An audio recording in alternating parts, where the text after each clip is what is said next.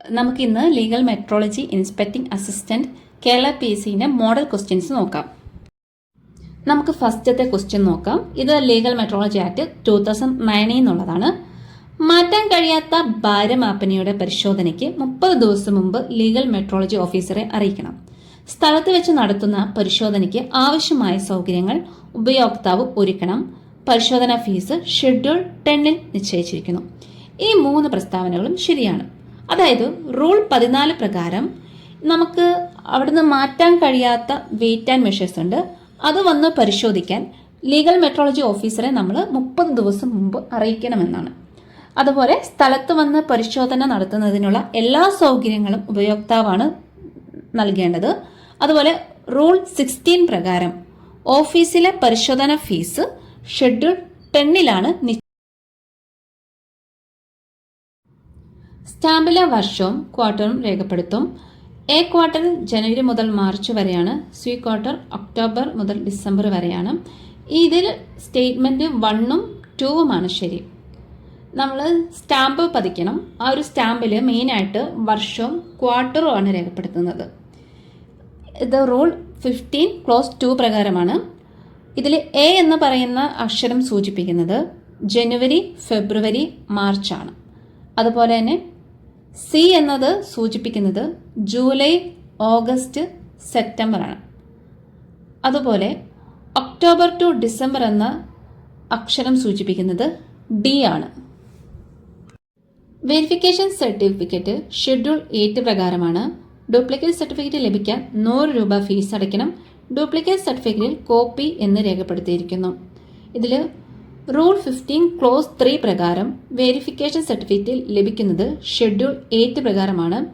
അതുപോലെ തന്നെ rule 15 close 4 പ്രകാരം ഡ്യൂപ്ലിക്കേറ്റ് സർട്ടിഫിക്കറ്റ് ലഭിക്കാൻ നമ്മൾ 100 രൂപയാണ് ഫീസ് അടയ്ക്കേണ്ടത്. അതുപോലെ സർട്ടിഫിക്കറ്റ് ഡ്യൂപ്ലിക്കേറ്റ് എന്നാണ് രേഖപ്പെടുത്തുന്നത്, കോപ്പി എന്നല്ല. പരിശോധന ആരംഭിക്കുന്നതിന് മുമ്പ് ഫീസ് ശേഖരിക്കണം. ഫീസ് ശേഖരിച്ച ശേഷം ഔദ്യോഗിക രസീത് നൽകണം. ശേഖരിച്ച ഫീസ് ഷെഡ്യൂൾ 9B രജിസ്റ്ററിൽ രേഖപ്പെടുത്തണം. ഈ 3 പ്രസ്താവനകളും ശരിയാണ്. ഇത് rule 17 close 1 of legal metrology act 2009 പ്രകാരമാണ്. ഇതിന് രസീത് നൽകുകയും ചെയ്യണം. അതുപോലെ റൂൾ 17 ക്ലോസ് 2 പ്രകാരം ഷെഡ്യൂൾ 9B രജിസ്റ്ററും രേഖപ്പെടുത്തുകയും ചെയ്യണം. ബീം സ്കെയിൽ സ്റ്റാൻഡിലോ ചെയിനിലോ തൂക്കണം. ഫ്യുവൽ ഡിസ്പെൻസിംഗ് പമ്പ് ദിവസേന പരിശോധിക്കണം. ഇൻ സിറ്റു സ്റ്റാമ്പ് ചെയ്ത ഉപകരണം അനുമതിയില്ലാതെ മാറ്റാം.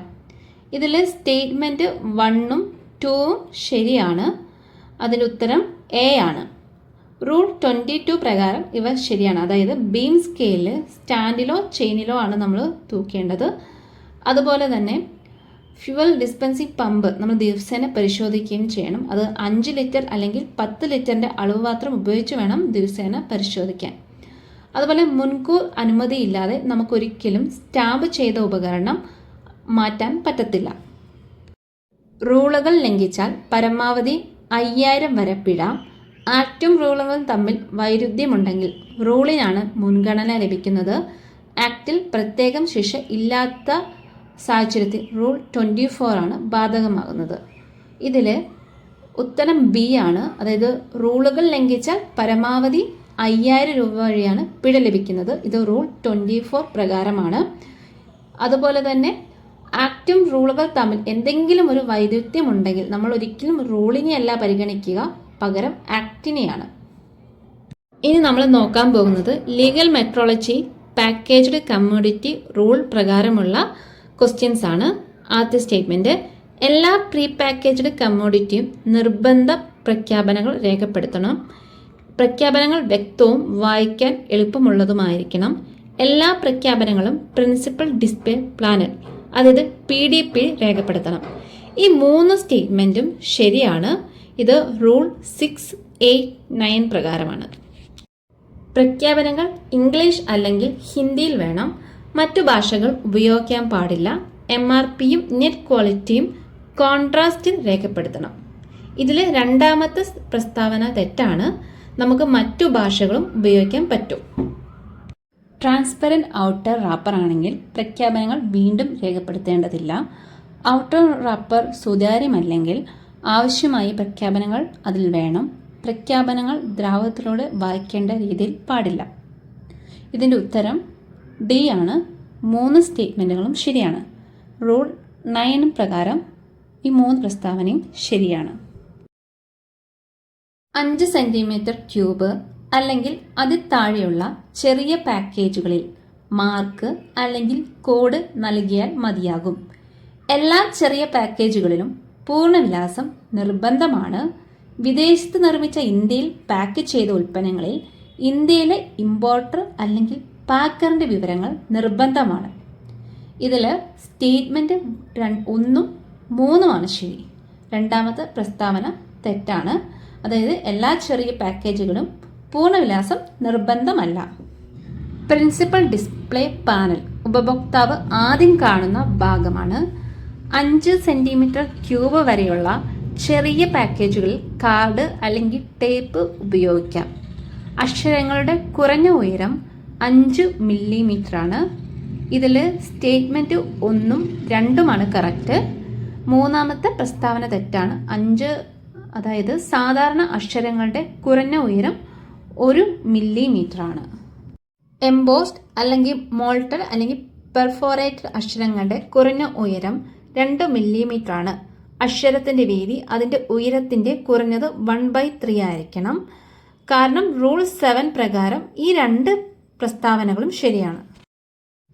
ഒന്നിലധികം ഭാഗങ്ങളുള്ള ഉൽപ്പന്നങ്ങളിൽ പ്രധാന പ്രഖ്യാപനങ്ങൾ മെയിൻ പാക്കേജിൽ നൽകാം, അല്ലെങ്കിൽ ഓരോ പാക്കറ്റിലും പ്രത്യേകം നൽകാം. ഇത്തരം ഉൽപ്പന്നങ്ങളിൽ പ്രഖ്യാപനങ്ങൾ ആവശ്യമില്ല. ഇതിലെ 1ാമത്തെയും 2ാമത്തെയും സ്റ്റേറ്റ്മെൻറ്റ് ഇൻഡിവിജ്വൽ സ്റ്റിക്കർ ഉപയോഗിച്ച് നിർബന്ധ പ്രഖ്യാപനങ്ങൾ മാറ്റാൻ പാടില്ല. MRP കുറയ്ക്കാൻ പുതിയ കുറഞ്ഞ MRP സ്റ്റിക്കർ ഒട്ടിക്കാം. നിർബന്ധമില്ലാത്ത വിവരങ്ങൾ സ്റ്റിക്കർ ഉപയോഗിച്ച് ചേർക്കാം. ഈ 3 സ്റ്റേറ്റ്മെൻറ്റുകളും ശരിയാണ്.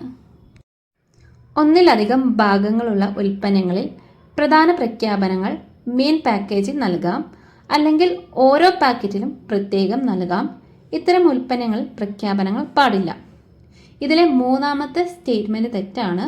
കാരണം പ്രഖ്യാപനങ്ങൾ നിർബന്ധമാണ്.